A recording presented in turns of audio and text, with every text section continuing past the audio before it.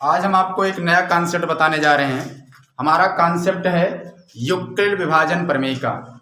आइए हम लोग समझते हैं कि यूक्लिड विभाजन प्रमेय का क्या है। जैसा कि हम आपको बता दें कि यूक्लिड विभाजन प्रमेय का के बारे में हम लोग इसके कुछ चीजों के बारे में बहुत दिन से पढ़ते हुए आ रहे हैं, ठीक ना। जैसे मैं आपको बताऊं, एक उदाहरण समझा रहा हूं। सबसे पहले देखोगे, जैसे आपने देखा है कि अगर हम 2 से 7 को भाग दें, 2 से 7 को भाग दें तो यहाँ 2 से 7 पहाड़ा पढ़ेंगे 3 बार जाएंगे, 2 3 6 घटाएंगे तो 1 आएगा। आप जानते हैं कि जिसको भाग दिया जाता है उसको क्या बोलते हैं हम लोग? इसको बोलते हैं भाज्य। जो हमारा परिणाम आता है ये आपका क्या है? भागफल। क्या ये? भागफल। जिससे भाग देते हैं, ठीक ना, ये आपका क्या है? भाजक। क्या है? भाजक। और ये आपका परिणाम जो नीचे आपका बचा है ये आपका क्या है? शेषफल है। आप एक सूत्र पढ़ते चले आ रहे हैं। सूत्र ये है कि भाज्य बराबर क्या होता है? भाजक गुणे भागफल धन शेषफल। इसके बारे में आप बहुत दिन से पढ़ते चले आ रहे हैं, ठीक ना। भाज्य बराबर भाजक गुणे भागफल धन शेषफल। मैं आपको बताऊं, इसका जो वर्णन मिलता है, इसका वर्णन कहाँ मिलता है? यूक्लिड एलिमेंटस नामक पुस्तक में मिलता है। कहाँ मिलता है? यूक्लिड एलिमेंटस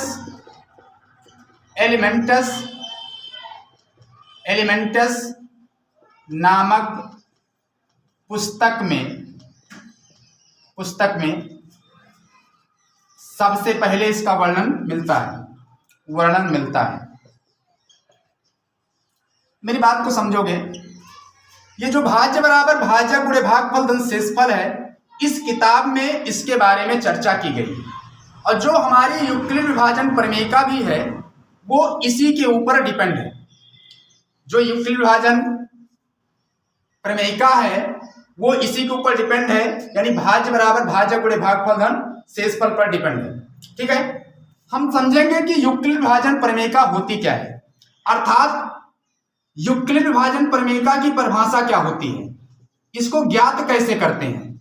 तो यूक्लिड विभाजन प्रमेयिका का मतलब क्या होता है मैं आपको बताता हूं। यूक्लिड विभाजन प्रमेयिका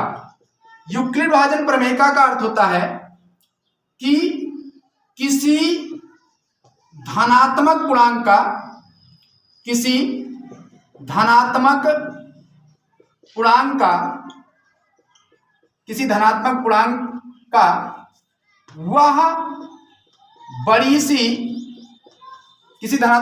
वह बड़ी सी बड़ी संख्या ज्ञात करना जो दिए गए धनात्मक पूर्णांक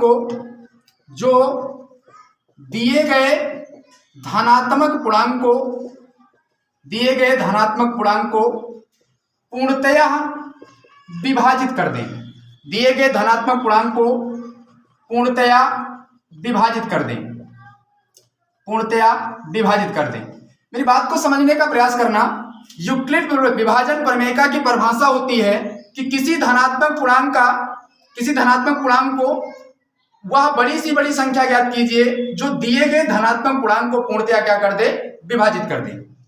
और जो मासा की भी परिभाषा होती है, इसी यूक्लिड विभाजन प्रमेयिका को ही हम क्या कहते हैं? मासा कहते हैं। क्या कहते हैं? मासा कहते हैं।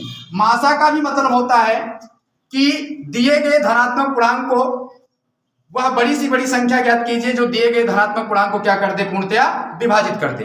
मासा का भी मतलब यही होता है। हम लोग समझेंगे कि यूक्लिड विभाजन प्रमेयिका अर्थात मासा किन संख्याओं का ज्ञात कर सकते हैं, किन संख्याओं का नहीं ज्ञात कर सकते हैं। तो इसमें नोट नंबर 1 है कि यूक्लिड विभाजन प्रमेयिका केवल धनात्मक पूर्णांकों का ही ज्ञात होती है। क्या होती है? यूक्लिड विभाजन प्रमेयिका केवल धनात्मक पूर्णांकों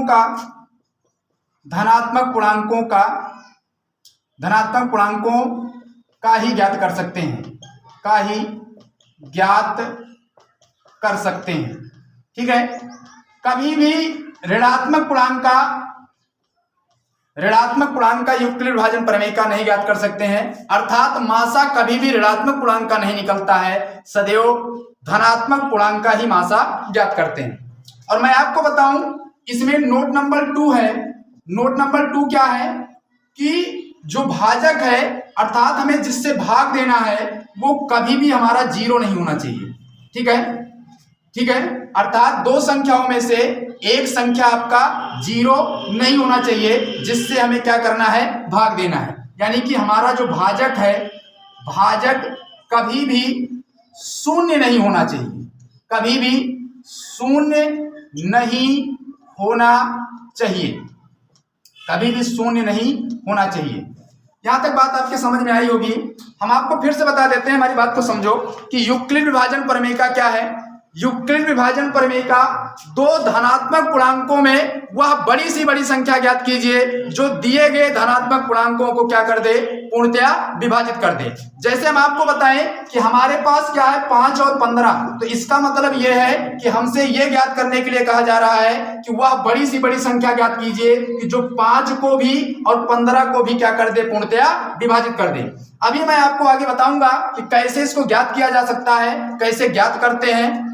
ठीक है, आइए हम आपको बताते हैं जो युक्लिड विभाजन प्रमेयिका में जो r का मान होता है वो किस प्रकार से निर्भर करता है। जैसे हम आपको बताएं कि अगर हम b को a से भाग दें, a से b को भाग दें और हमारा जो परिणाम आता है मान लेते हैं q है और शेषफल क्या आता है, r आता है। शेषफल क्या आता है, r। तो मैं आपको बताऊं जो ये हमारा रिमाइंडर है, जो शेषफल है, ये किस प्रकार से निर्भर करता है, इस चीज के बारे में हम आपको बताते हैं कि शेषफल की निर्भरता कैसे होती है। तो आपको पता है अगर इसको सूत्र के रूप में लिखोगे तो आपको कैसे लिखोगे, भाज्य बराबर क्या होता है, अभी आपको मैंने बताया भाज्य बराबर क्या होता है, भाजक गुणे भागफल धन शेषफल। भाज्य बराबर क्या होता है, भाजक गुणे भागफल धन शेषफल। तो आप इसको कैसे लिखोगे, b बराबर लिखोगे क्या, b बराबर यानी भाज्य ये है, भाजक ये है, भागफल ये, शेषफल ये, तो b बराबर क्या लिखोगे, b बराबर लिखोगे aq प्लस में r। b बराबर क्या आता है, aq प्लस में r। मैं आपको बताऊं ये जो r का मान है यानी जो शेषफल हमेशा आता है इसकी निर्भरता कैसे होती है। जैसे आपको एक उदाहरण बताऊं तो आप देखोगे अगर हम 2 से 7 को भाग दें या 2 से हम 9 को भाग दें, तो 2 से 9 को भाग देंगे तो 2 चौक 8 यानी 1 आएगा शेषफल। आपने देखा कि जो शेषफल है वो शेषफल क्या है, भाजक से छोटा आ रहा है। शेषफल जो आ रहा है कैसा आ रहा है, भाजक से छोटा, यानी जिससे भाग दे रहे हैं वो शेषफल क्या है आपका, छोटा। तो कहने का मतलब क्या है कि जो शेषफल है वो हमारा निर्भर किस प्रकार से करता है, r का मान क्या होगा, 0 के बराबर होगा या 0 से बड़ा होगा। जो हमेशा शेषफल आएगा वो मतलब अगर पूर्ण रूप से कट जाता तो शेषफल क्या आ जाता, 0 आ जाता। अगर मान लीजिए यहाँ पर 10 है तो शेषफल क्या आ जाएगा, 0 आ जाएगा। तो r का जो मान होता है वो क्या हो सकता है, 0 के बराबर हो सकता है या 0 से बड़ा हो सकता है। लेकिन आपको मैं बताऊं हर स्थिति में जो शेषफल का मान आएगा जिससे हम भाग दे रहे हैं, जिससे हम भाग दे रहे हैं यानी भाजक से, उससे क्या आएगा, हमेशा छोटा आएगा। तो ये r के मान की क्या होती है, निर्भरता होती है। r का मान निर्भर किस पर करता है, शेषफल के बराबर, 0 के बराबर या 0 से बड़ा, लेकिन हर स्थिति में क्या होता है, भाजक से सदैव छोटा आता है। ठीक ना, आगे हम लोग देखेंगे, क्या देखेंगे, ठीक ना, आगे हम लोग देखेंगे कुछ सवालों को देखेंगे हल करके कि कैसे क्वेश्चन को हल करते हैं। आइए हम आपको बताते हैं युक्लिड विभाजन प्रमेयिका के प्रयोग करके कुछ सवालों को हल करते हैं और देखते हैं कि युक्लिड विभाजन प्रमेयिका से सवालों को, क्वेश्चनों को कैसे हल किया जाता है। जैसे हमारे पास दो संख्याएं हैं 130 और 210। हमें कहा जाए कि युक्लिड विभाजन प्रमेयिका से इसको हल कीजिए। तो इसको हल करने के लिए क्या होता है, जो हमारी संख्याएं दी गई हैं, ठीक ना, क्या दी गई हैं, जो हमारी संख्याएं दी गई हैं। जैसे संख्या दी गई 130 और 210 और हमसे क्वेश्चन में कहा जा रहा है कि इसका मासा युक्लिड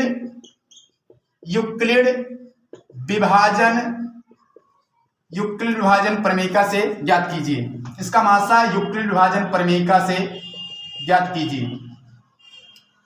आइए हम आपको बताते हैं कि इसका मासा युक्लिड विभाजन प्रमेयिका से कैसे ज्ञात करते हैं। मैं आपको बताऊं हमारे पास संख्याएं 130 और 210 दिया गया है। तो सबसे पहला काम हमारा ये होता है कि दी गई संख्याओं में ये ज्ञात करना कि कौन संख्याएं आपकी बड़ी हैं। तो आप देख रहे हैं 210 क्या है, बड़ा है किससे, 130 से। 210 क्या है, 130 से बड़ा है। तो क्या करेंगे हम लोग कि 130 से 210 को भाग दे देंगे। 130 से क्या करेंगे, 210 को भाग देंगे। तो 130 से 210 को भाग देंगे तो एक बार जाएंगे, क्या आएगा 130, 0, 11 में से 3 घटेगा तो क्या आएगा आपका 8, और ये आपका क्या होगा, उधार दिया था, ये 1 में से 1 गया, 0 हुआ।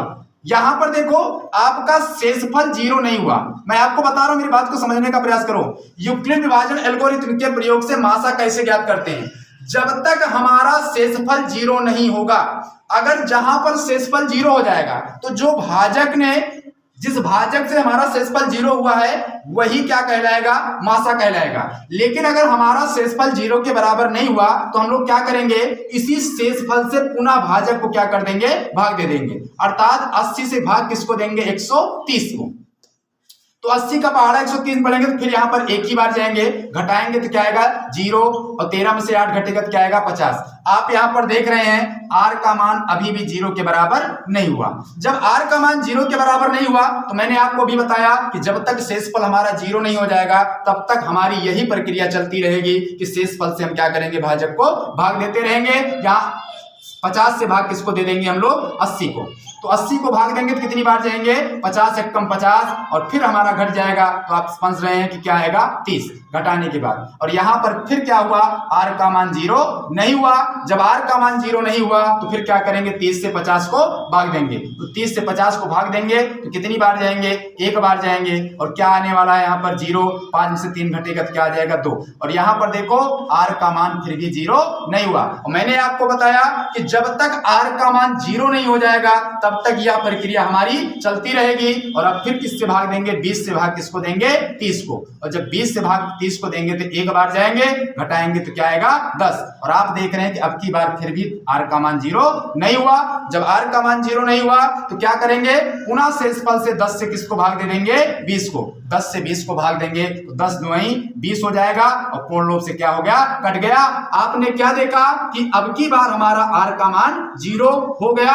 जब r का मान 0 हो गया तो यही भाजक यहाँ का, ये क्या कहलाएगा आपका, इसका मासा कहलाएगा। यानी मासा क्या कहलाएगा आपका, निकल कर आया 10। इस प्रकार से यूक्लिड विभाजन एल्गोरिथम का प्रयोग करके दी गई संख्याओं का हम लोग मासा ज्ञात करते हैं। हम आपको फिर से बताना चाहते हैं कि यूक्लिड विभाजन प्रमेयिका क्या होती है। यूक्लिड विभाजन प्रमेयिका का मतलब होता है दी गई धनात्मक पूर्णांकों का, दी गई धनात्मक संख्याओं का वह बड़ी सी बड़ी संख्या ज्ञात करना जो दी गई संख्याओं को क्या कर दे, पूर्णतया विभाजित कर दे। ठीक है, इस प्रकार से यूक्लिड विभाजन प्रमेयिका का हम प्रयोग करते हैं। और एक बात हम आपको बताना चाहते हैं, आप लोग अगर आपको वीडियो अच्छी लगे तो लाइक, कमेंट और शेयर जरूर करें। ठीक है ना, बहुत बहुत धन्यवाद। आगे आप लोग देखेंगे, अब हम आपको अभी 2 अंकों का यूक्लिड विभाजन प्रमेयिका का प्रयोग करके 2 अंकों का मासा बताया। अब हम आपको 3 अंकों की संख्याओं का मासा यूक्लिड विभाजन प्रमेयिका का प्रयोग करके कैसे ज्ञात करते हैं। जैसा कि मैंने सवाल बोर्ड पर लिखा है, 180, 252, 324 का मासा यूक्लिड विभाजन प्रमेयिका के द्वारा कैसे ज्ञात किया जाता है। तो मैंने क्या बताया कि मासा ज्ञात करने के लिए सबसे पहले क्या करना पड़ता है, आपको यह देखना होता है कि संख्याओं का क्रम कैसा है। तो आप यहां पर देखें, 324 आपका सबसे बड़ा है, और इससे छोटा क्या है आपका 252, और इससे छोटा क्या है आपका 180। 3 संख्याओं का मासा हम कैसे ज्ञात करेंगे, तो मैं आपको बताऊं, 3 संख्याओं का मासा ज्ञात करने के लिए पहले हम 2 संख्याओं का मासा ज्ञात कर लेंगे। यहां पर देखो 180 और 252 है, इसका मासा हम सबसे पहले ज्ञात कर लेते हैं। मैंने बताया कि इसका मासा ज्ञात करने के लिए क्या होता है, छोटी संख्या से बड़ी संख्या को भाग दे दिया जाता है, और भाग इसको तब तक देते हैं जब तक शेषफल का मान 0 नहीं हो जाता है। जहां पर शेषफल का मान 0 होता है वही भाजक आपका क्या कहलाता है, मासा कहलाता है। तो 180 से 252 को भाग देंगे तो कितनी बार जाएंगे आपको पता है, 18 का पहाड़ा 25 पढ़ेंगे तो एक बार जाएंगे, एक बार जाएंगे आपका हो जाएगा 180। घटा देंगे, 2 में से 0 घटाएंगे तो क्या आएगा 2, और यहाँ पर 15 होगा, 15 में से 8 घटाएंगे तो क्या आएगा आपका 7, 1 बचा, 1 में से 1 गया 0। आप देख रहे हैं कि यहाँ पर r का मान 0 नहीं हुआ, और मैंने क्या बताया आपको कि अगर r का मान 0 नहीं हुआ तो क्या करेंगे, शेषफल से पुनः 180 को भाग दे देंगे। तो 180 को भाग देंगे तो कितनी बार जाएंगे, 7 दूनी 14, 2 बार जा रहे हैं, 2 से इसमें गुणा करके इसके नीचे लिखेंगे 2 दूनी 4, 2 सत्ते 14। यहाँ घटाएंगे 10 में से 4 घटेगा तो क्या आएगा 6, और ये आपका 7 हुआ। 7 में से 4 घटेगा तो 3 आएगा, 1 में से 1 घट जाएगा तो 0। आप यहाँ पर देख रहे हैं कि अब की बार भी 0 r का मान नहीं हुआ। और मैंने आपको बताया कि इस प्रक्रिया को हम तब तक करते रहेंगे जब तक r का मान 0 नहीं हो जाएगा। तो यहाँ पर क्या करेंगे 36 से भाग दे देंगे किसको 72 को, तो 36 दूना क्या हो जाएगा 72। यहाँ देखो r का मान पूर्ण रूप से क्या हो गया 0 हो गया। मैंने आपको बताया कि जब r का मान 0 हो जाता है तब क्या होता है, जो भाजक होता है वही आपका क्या कहलाता है मासा। तो यहाँ पर आपका मासा निकल करके आया 36, मासा क्या निकल कर आया 36। लेकिन सावधान ये होना है कि मासा किसका निकला, तो मासा यहाँ पर निकल कर आया है भैया 252 और 180 का। अभी हमें क्या निकालना है, हमें निकालना था 3 संख्याओं का मासा। तो अब हम लोग क्या करेंगे, हम आपको बताएं ये जो 2 संख्याओं का मासा आया है ये मासा, और आपकी जो बची हुई तीसरी संख्या है, इन दोनों संख्याएं ये मासा और ये आपकी तीसरी संख्या मिलकर एक आपकी नई संख्या बन जाएगी, यानी ये आपकी हो जाएगी 324 और 36। आई बात समझ, क्या बन जाएगी 324 और 36। अब हम लोग क्या करेंगे, यहां पर फिर वही प्रक्रिया चालू करेंगे किसके साथ, इन दोनों संख्याओं का मासा और आपकी बची हुई तीसरी संख्या के साथ। तो क्या करेंगे 36 से भाग देंगे किसको 324 को, 36 से भाग देंगे 324 को, तो कितनी बार जाएंगे हम लोग यहाँ पर पहाड़ा पढ़ेंगे, 3 का पहाड़ा किसमें पढ़ेंगे, ठीक ना। 3 का पहाड़ा हम लोग किसमें पढ़ेंगे, देखेंगे 3 का पहाड़ा हम लोग अगर 3 में पढ़ते हैं तो आप देख रहे हैं कि 32 आपका क्या है छोटा है।